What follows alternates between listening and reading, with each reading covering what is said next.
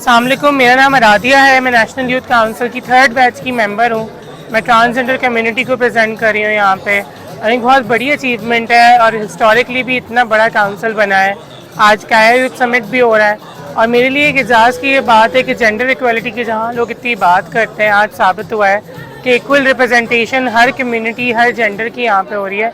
And that's one of my mottos कि सिर्फ I am not just gonna be here, I am gonna work for my people and represent a very positive image.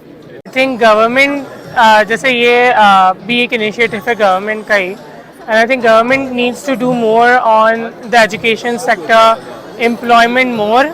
And I think लोगों से सिर्फ इतना सा message है कि भाई हम जो बेसिक चीज़ मांग रहे हैं वो इंसानी हकूक़ है, चाहे वो हमारे लॉज में देख लें, चाहे वो हमारी कहीं भी डिमांड्स में देख लें।